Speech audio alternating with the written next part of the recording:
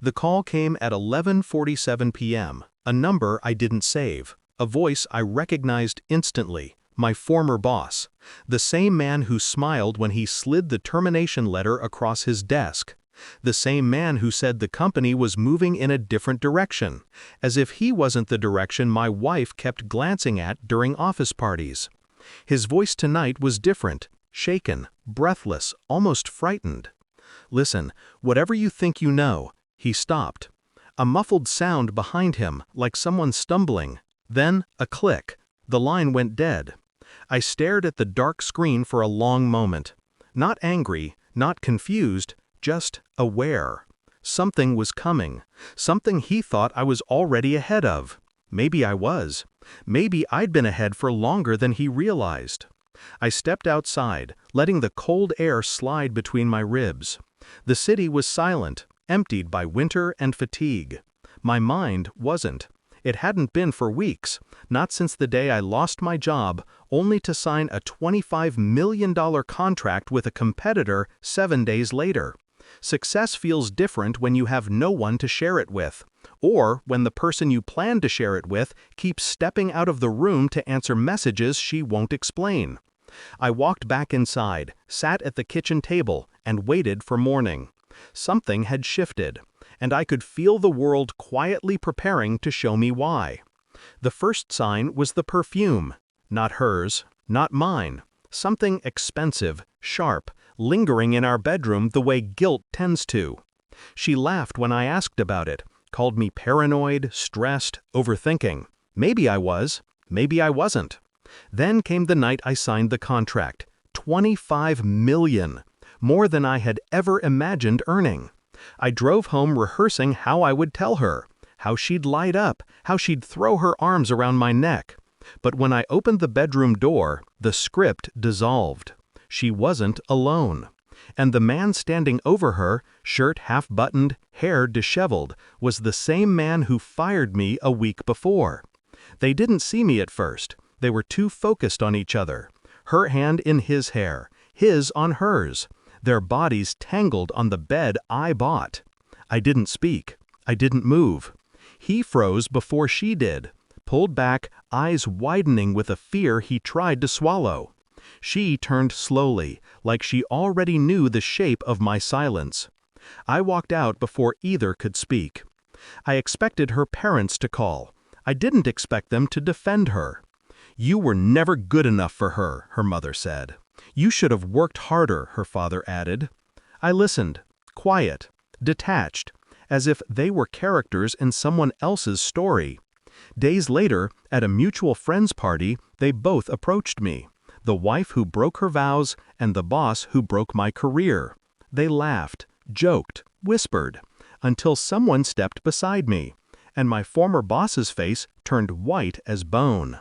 Suspicion is a slow poison. It doesn't kill, it corrodes.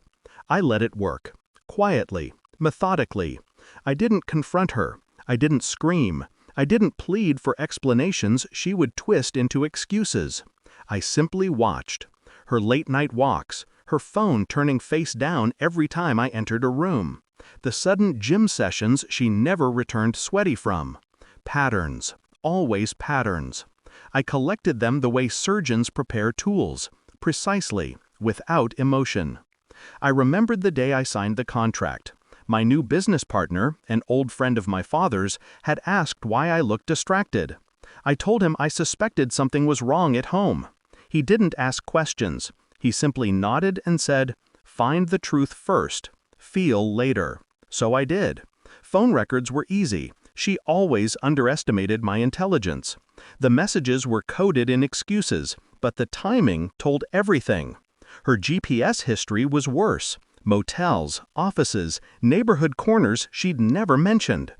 But the thing that sealed the knot in my stomach was the hotel receipt hidden in her drawer. My boss had paid. She had signed. I still said nothing. Instead, I invited him to a charity event my partner was hosting. A high-profile affair. Cameras everywhere.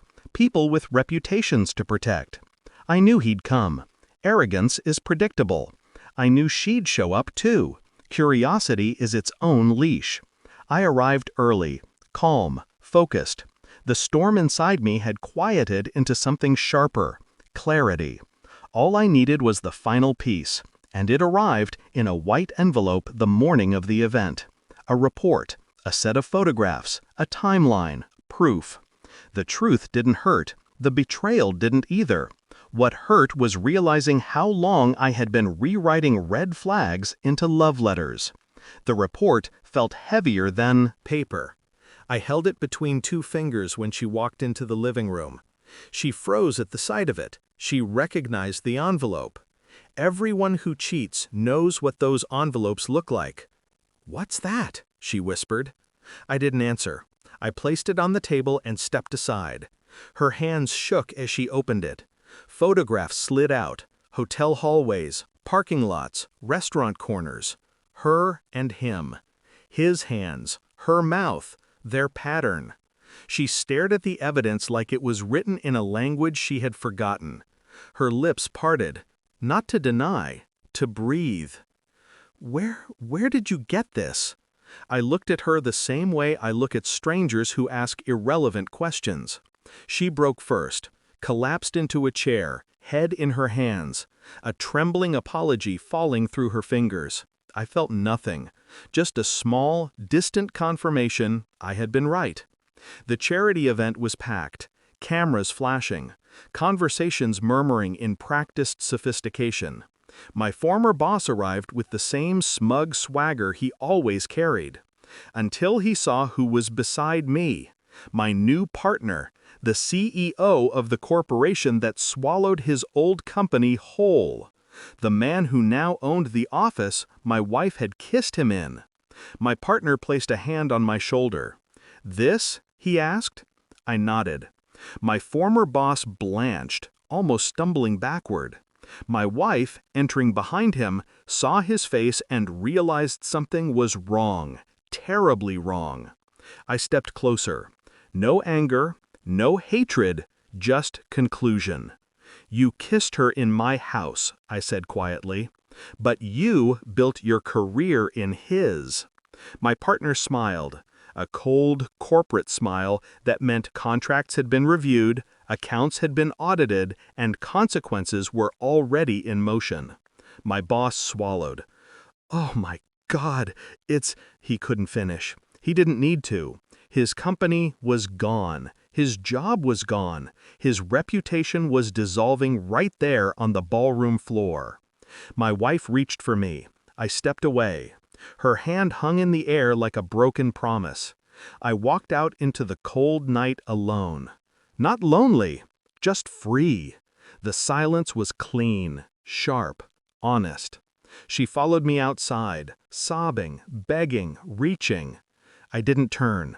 I wasn't punishing her. I was releasing myself.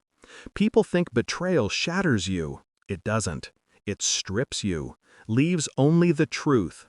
And once the truth stands alone, everything else becomes noise. She called my name one last time. I kept walking. Some endings don't need doors slamming or hearts breaking. Some endings are quiet, and the quiet ones are always the most permanent.